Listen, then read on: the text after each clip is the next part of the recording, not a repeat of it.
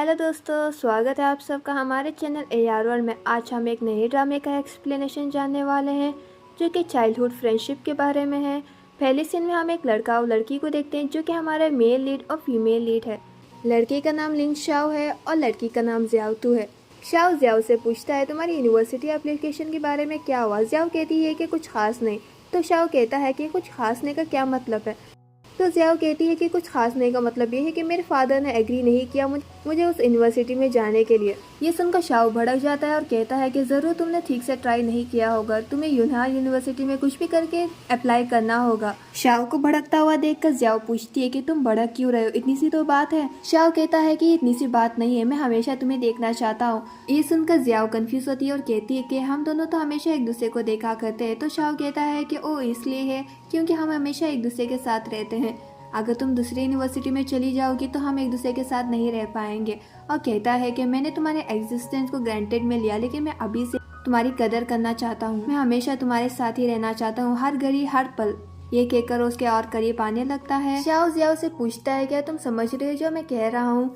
Xiao smile करती है और दिल ही दिल में कहती है कि आप लोग सोच रहे होगी कि मैं कौन हूँ। मेरा नाम है जियाओ तू और जो मेरे सामने जो मुझसे बात कर रहा है वो मेरा छोटा भाई है, लेकिन हम दोनों ब्लड रिलेटेड नहीं है। और यहाँ से हमें उनकी स्टोरी के बारे में पता चलता है कि वो दोनों हमेशा से साथ में रहते हैं, हमेशा से साथ में खाते हैं और हमेशा से एक ही स्कूल में जाया करते हैं। और जियाओ हमेशा शाओ को प्रोटेक्ट करते आ रही है, बिल्कुल एक बड़ी बहन करती है अपने छोटे भाई को।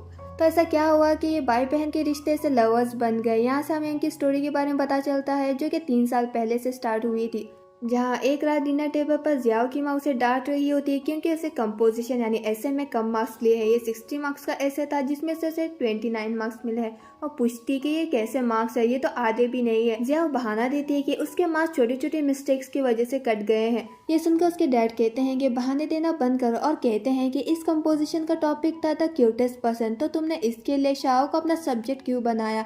और कहते हैं कि तुमने पिछली बार भी ऐसे ही किया था जिसका टॉपिक था द अनफॉरगेटेबल इवेंट, इसके लिए भी तुमने शाओ को ही अपना सब्जेक्ट बनाया था। और कहते हैं कि इसके पहले भी तुमने ऐसे ही किया, तो हम हमेशा से ऐसे ही करती है। और पूछते हैं क्या तुम्हारे डैड डिजर्व नहीं करते तुम्हारे कंपोजिशन का मेन कैरेक्टर बनने का। जिसके जवाब में जियाओ कहती है कि मैंने लास्ट कंपोजिशन में आपके बारे में लिखा था जिसका टॉपिक था द फादर।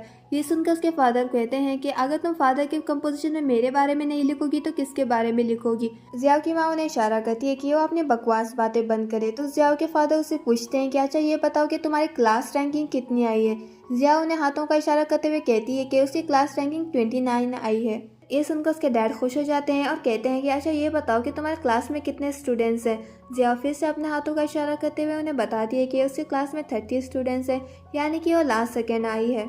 ये देखकर उसकी माँ को गुस्सा आता है, लेकिन उसके डैड कहते हैं कि चलो कोई बात नहीं, तुम नंबर 1 हाई स्कूल में पढ़ाई कर रही हो, यहाँ स्टूडेंट एक्सेप्ट किए जाते हैं उसके ग्रेड्स देखकर, लेकिन तुम एक्सेप्ट की गई हो टेक्वांडो की वजह से। और कहते हैं कि चलो तुमने एक स्टूडेंट को तो पीछे छोड़ा, मैं प्राउड फील कर रहा हूँ। ये कहकर ये दोनों एक दूसरे को हाई फाई देते हैं, मगर इसी वक्त शाओ जियाओ का भांडा फोड़ देता है सभी को असलियत बता करके उस दिन सिर्फ 29 स्टूडेंट ने ही एग्जाम दिया था, नंबर 30 एग्जाम नहीं दे पाया कुछ प्रॉब्लम की वजह से, और जियाओ लास्ट नंबर आई है। जियाओ शाओ का मुंह बंद कर देती है और उसे चुप रहने के लिए कहती है, लेकिन उसकी माँ सब सुन लेती है और उस पर भड़क जाती है कि उसने उससे झूठ कहा और कहती है कि अगर तुम आधा भी शाओ के जैसे मार्क्स ला पाई तो मैं खुश हो जाऊंगी, मुझे ऐसा लगेगा कि मेरा सपना पूरा हो गया है। जियाओ शाओ से उसके मार्क्स पूछती है। शाओ कहता है कि उसके मार्क्स 680 आए हैं। शाओ के मार्क्स सुनकर जियाओ समझ जाती है कि वो कभी शाओ के जितने मार्क्स नहीं ले पाएगी, और ये बात उसकी माँ भी समझ जाती है और कहती है कि तुम अपना पेपर लो और यहाँ से निकल जाओ। ये सुनकर जियाओ खुश हो जाती है और कहती है कि वो शाओ के घर जाएगी और शाओ को लेकर वो वहाँ से चली जाती है। उसके डैड चिल्लाकर कहते हैं कि जल्दी घर वापस आना, शाओ के घर में ज़्यादा टाइम मत रुकना क्योंकि बाहर डेंजरस है। ये सुनकर उसकी माँ कहती है कि ये डेंजरस जैसी क्या बात है, वो कहीं दूसरी जगह नहीं जा रही है, बस पड़ोसी में ही जा रही है। और यहाँ ये दोनों शाओ के घर में आते हैं जहाँ उनका वेलकम करती है उसकी माँ, जो कि बहुत ही फ्रेंडली लग रही थी जियाओ के साथ, और वो जियाओ को लिटिल रैबिट कहकर बुलाती है और वो जियाओ के लिए नए स्लीपर्स भी लाती है रैबिट वाले। अपनी माँ को ऐसे देखकर शाओ दिल ही दिल में कहता है कि ऐसा लग रहा है कि मैं उनका असली बेटा नहीं हूँ। शाओ अपनी माँ से कहता है कि उसके स्लीपर्स भी टूट गए हैं, तो उसकी माँ कहती है कि मैं गम ला कर दूंगी, तुम उसे बैठा देना। तो शाओ दिखाता है कि उसके स्लीपर्स ऐसे टूट गए हैं कि उसे गम से बैठाया नहीं जा सकता और उसके पास दूसरे स्लीपर्स भी नहीं है पहनने के लिए। उसकी माँ ढूंढने जाती है मगर उसे नहीं मिलते, तो जियाओ अपने पुराने स्लीपर शाओ को देती है पहनने के लिए। शाओ ना चाहते हुए पहन लेता है। क्योंकि वो रैबिट वाले थे। यहाँ पर हम देख पाते हैं कि किस तरह जियाओ की फैमिली शाओ को इम्पोर्टेंस देती है और शाओ की फैमिली जियाओ को इम्पोर्टेंस देती है। नेक्स्ट सीन में हम जियाओ को देखते हैं जो शाओ के कंप्यूटर में अपना एक ड्रामा देख रही होती है, मगर शाओ आकर वो कंप्यूटर बंद कर देता है। ये देखकर जियाओ भड़क जाती है। शाओ कहता है कि ये उसका कंप्यूटर है और जियाओ से उसका टेस्ट पेपर मांगता है, मगर 29 का ताना देकर जियाओ अपना पेपर शाओ को दे देती है और शाओ से कहती है कि वो घर पर कोई भी शो नहीं देख पाती उसके डैड की वजह से, और शाओ से परमिशन पूछती है और 2 एपिसोड देखने का, मगर शाओ कुछ नहीं कहता। तो जियाओ कहती है कि चलो 2 नहीं तो बस 1 ही तो देखने दो।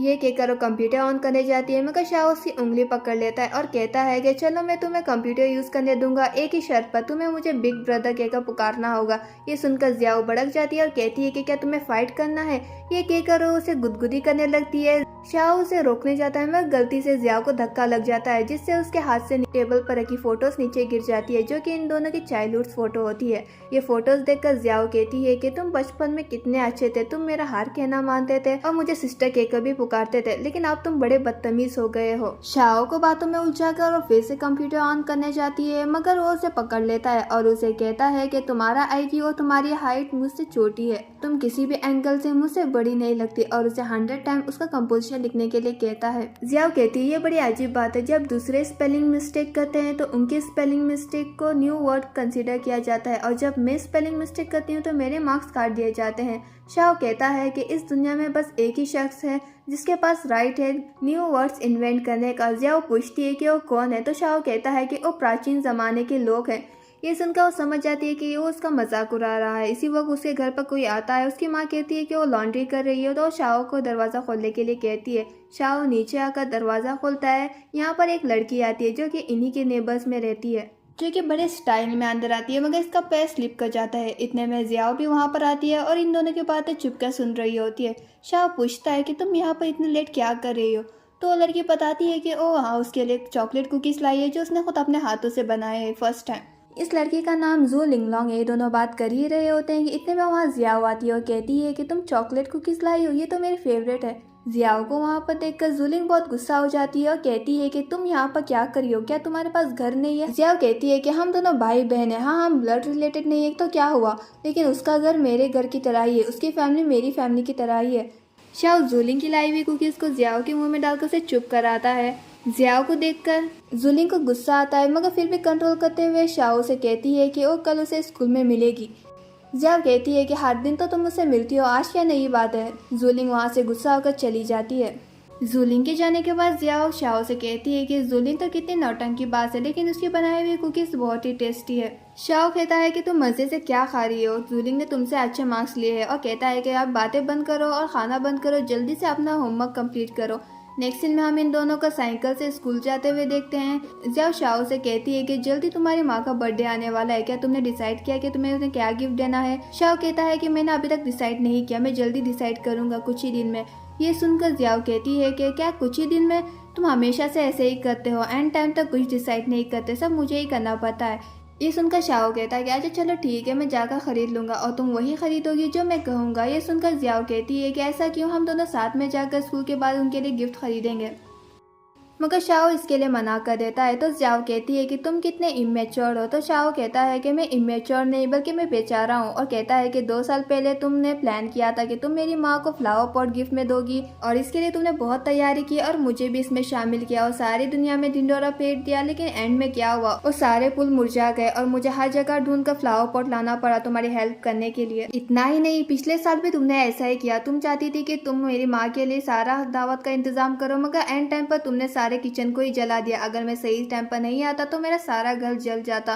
तो मैं तुम्हें अब एडवाइस देता हूँ कि तुम कुछ मत करो, सिर्फ बैठे ही रहो, यही सबके लिए सेफ होगा। ये कहकर वहाँ से चला जाता है। जाओ कहती है कि ये मेरी सिंसियरिटी थी, गुस्सा होती है और उसके पीछे चली जाती है। नेक्स्ट सीन में हम जियाओ को स्कूल में देखते हैं, जहाँ अपनी बेस्ट फ्रेंड से मिलती है। उसकी बेस्ट फ्रेंड कहती है कि हमारे क्लास में एक लड़का है जिसका नाम जैंग ध्यानान है, उसके साथ रॉबरी हुई है जो कि ग्रीन लीफ गैंग ने की है, वो भी स्कूल के पास। तो जियाओ पूछती है कि ग्रीन लीफ गैंग कैसी गैंग है। तो उसकी फ्रेंड बताती है कि ग्रीन लीफ गैंग ऐसी गैंग जो स्टूडेंट्स हैं उनके पैसे छीन लेती है ज़बरदस्ती, और कहती है कि मैंने ये भी सुना है कि जैंग को ज़बरदस्ती एक गली में ले जाकर उसे मारा, और मैंने ये भी सुना है कि उसके सर पर बहुत चोट आई है और उसका खून भी ज़्यादा बह गया है, और मुझे लगता नहीं कि वो आज स्कूल आएगा। ये दोनों बात कर ही रहे होते हैं कि इसी वक्त वहाँ से उनका वही क्लासमेट गुजरता है, जिसको देखकर जियाओ कहती है कि इसके सर पर तो कोई चोट नहीं आई, बल्कि इसके नाक पर छोटी सी चोट आई है। तो उसकी फ्रेंड कहती है कि मैंने ये भी सुना है कि उसके बाइक को तोड़ा गया है, और कहती है तुम्हें पता है कि क्राइम सीन पर क्या क्या मिला। जब कंफ्यूज होती है तो कहती है क्राइम सीन पर 3 लीव्स के टुकड़े और थोड़ा सा ब्लड मिला है, यही वो साइन है कि ग्रीन लीफ ने हमला किया है।